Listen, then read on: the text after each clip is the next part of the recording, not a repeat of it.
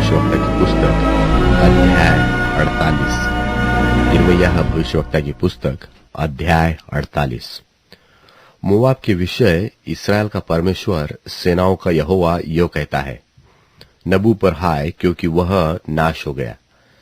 Kiriathaim की आशा टूट गई, वह ले लिया गया है। ऊंच गढ़ निराश और विस्मित हो गया है। मोआब की प्रशंसा जाती रही, हेशबोन में उसकी हानि की कल्पना की गई है। आओ, हम उसको ऐसा नाश करें कि वह राज्य न रह जाए। हे मदमेन, तू भी सुनसान हो जा, तलवार तेरे पीछे पड़ेगी। होरोनैम में चिल्लाहट का शब्द सुनो, नाश और बड़े दुख का शब्द सुनाई देता है। मोआब का सत्यानाश हो रहा है, उसके नन्हे बच्चों की चिल्लाहट सुन पड़ी, क्योंकि लोहित की चढ़ाई में लोग लगातार रोते हुए चढ़ेंगे और होरोनैम की उतार में नाश की चिल्लाहट का संकट हुआ है। भागो, अपना अपना प्राण बचाओ, उस अधमुए पेड़ के समान हो जाओ जो जंगल में होता है, क्योंकि तू जो अपने कामों और संपत्ति पर भरोसा रखता है, इस कारण तू भी पकड़ा जाएगा। और कमोश देवता भी अपने याजकों और हाकिमों समेत बंधुआई में जाएगा। यहोवा के वचन के अनुसार नाश करने वाले तुम्हारे हर एक नगर पर चढ़ाई करेंगे और कोई नगर न बचेगा। नीचान वाले और पहाड़ पर की चौरस भूमि वाले दोनों नाश किए जाएंगे। मोआब के पंख लगा दो, ताकि वह उड़कर दूर हो जाए, क्योंकि उसके नगर ऐसे उजाड़ हो जाएंगे कि उनमें कोई भी न बसने पाएगा। शापित है वह जो यहोवा का काम आलस्य से करता है, और वह भी जो अपनी तलवार लहू बहाने से रोक रखता है। मोआब बचपन ही से सुखी है, उसके नीचे तलछट है, वह एक बर्तन से दूसरे बर्तन में उंडेला नहीं गया और न बंधुआई में गया, इसलिए उसका स्वाद उसमें स्थिर है और उसकी गंध जो कि त्यों बनी रहती है। इस कारण यहोवा की यह वाणी है, ऐसे दिन आएंगे कि मैं लोगों को उसके उंडेलने के लिए भेजूंगा और वे उसको उंडेलेंगे, और जिन घड़ों में वह रखा हुआ है उनको छूछे करके फोड़ डालेंगे।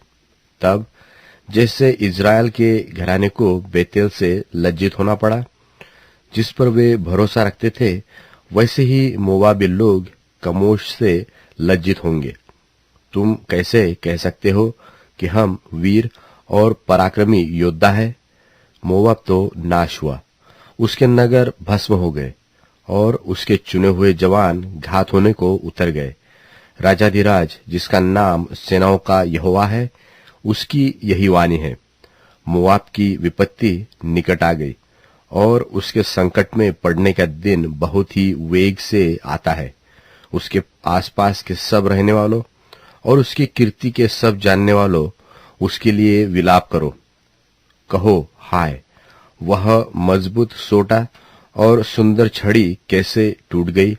हे दीबोन की रहने वाली, तू अपना विभव छोड़कर प्यासी बैठी रह, क्योंकि मोआब के नाश करने वाले ने तुझ पर चढ़ाई करके तेरे दृढ़ गढ़ों को नाश किया है। अरोएर की रहने वाली, तू मार्ग में खड़ी होकर ताकती रह। जो भागता है उससे और जो पच निकलती है उससे पूछ कि क्या हुआ है। मोआब की आशा टूटेगी, वह विस्मित हो गया। तुम हाय हाय करो और चिल्लाओ, अर्नोन में भी यह बताओ कि मोआब नाश हुआ है। चौरस भूमि के देश में होलोन, यहसा, मेपात, दिबोन, नबो, बेत दिबलातैम और किर्यातैम, बेत मकालूम, बेतमोन और किरियोत, बोस्त्रा और क्या दूर क्या निकट मोआब देश के सारे नगरों में दंड की आज्ञा पूरी हुई है। यहोवा की यह वाणी है, मोआब का सिंग कट गया और भुजा टूट गई है। उसको मतवाला करो, क्योंकि उसने यहोवा के विरुद्ध बढ़ाई मारी है, इसलिए मोआब अपनी छांट में लौटेगा और ठट्टों में उड़ाया जाएगा। क्या तूने भी इसराइल को ठट्टों में नहीं उड़ाया? क्या वह चोरों के बीच पकड़ा गया था कि जब तू उसकी चर्चा करता तब तू सिर हिलाता था? हे मोआब के रहने वालों, अपने अपने नगर को छोड़कर ढांग की दरार में बसो, उस पंडुकी के समान हो जो गुफा के मुंह की एक ओर घोंसला बनाती हो। हमने मोआब के गर्व के विषय में सुना है कि वह अत्यंत अभिमानी है। उसका गर्व, अभिमान और अहंकार और उसका मन फूलना प्रसिद्ध है। यहोवा की यह वाणी है, मैं उसके रोप को भी जानता हूं कि वह व्यर्थ ही है। उसके बड़े बोल से कुछ बन न पड़ा। इस कारण मैं मोआबियों के लिए हाय हाय करूंगा। हाँ, मैं सारे मोआबियों के लिए चिल्लाऊंगा। किर्हेरेस के लोगों के लिए विलाप किया जाएगा। हे सिब्मा की दाखलता, मैं तुम्हारे लिए याजेर से भी अधिक विलाप करूंगा। तेरी डालियां तो ताल के पार बढ़ गई, वरन याजेर के तार तक भी पहुंचती, पर नाश करने वाला तेरे धूपकाल के फलों पर और तोड़ी हुई दाखों पर भी टूट पड़ा है। फल वाली बारियों से और मोआब के देश से आनंद और मगन होना उठ गया है। मैंने ऐसा किया कि दाख रस के कुंडों में कुछ दाख मधु न रहा। लोग फिर ललकारते हुए दाख न रौंदते। जो ललकार होने वाली है वह अब नहीं होगी। हेशबोन की चिल्लाहट सुनकर लोग एलाले और यहस तक और सोआर से होरोनैम और एग्लत शलीशिया तक भी चिल्लाते हुए भागे चले गए हैं, क्योंकि निम्रिम का जल भी सूख गया है। और यहोवा की यह वाणी है कि मैं ऊंचे स्थान पर चढ़ावा चढ़ाना और देवताओं के लिए धूप जलाना दोनों को मोआब में बंद कर दूंगा। इस कारण मेरा मन मोआब और किर्हेरेस के लोगों के लिए बांसुली सा रो रो कर आलापता है, क्योंकि जो कुछ उन्होंने कमाकर बचाया है वह नाश हो गया है। क्योंकि सबके सिर मुंडे गए और सबकी दाढ़ियां नोची गई, सबके हाथ चिरे हुए और सबकी कमरों में टाट बंधा हुआ है। मोआब के सब घरों की छतों पर और सब चौकों में रोना पीटना हो रहा है, क्योंकि मैंने मोआब को तुच्छ बर्तन की नाई तोड़ डाला है। यहोवा की यह वाणी है। मोआब कैसे विस्मित हो गया, हाय हाय करो, क्योंकि उसने कैसे लज्जित होकर पीठ फेरी है।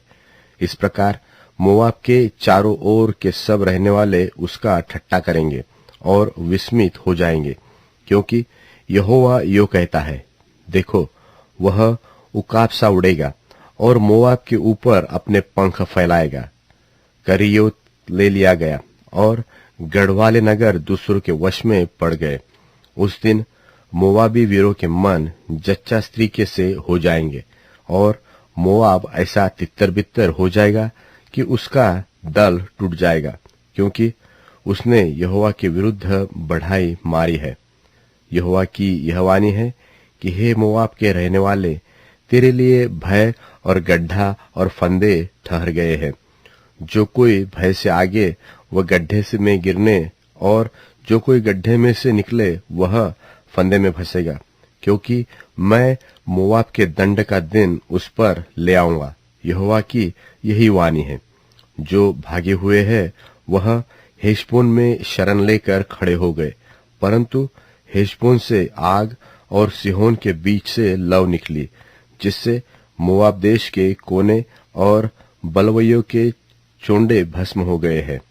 हे मोआब, तुझ पर हाय, कमोश की प्रजा नाश हो गई, क्योंकि तेरी स्त्री पुरुष दोनों बंधुआई में गए हैं। तो भी यहोवा की यह वाणी है कि अंत के दिनों में मैं मोआब को बंधुआई से लौटा ले आऊंगा।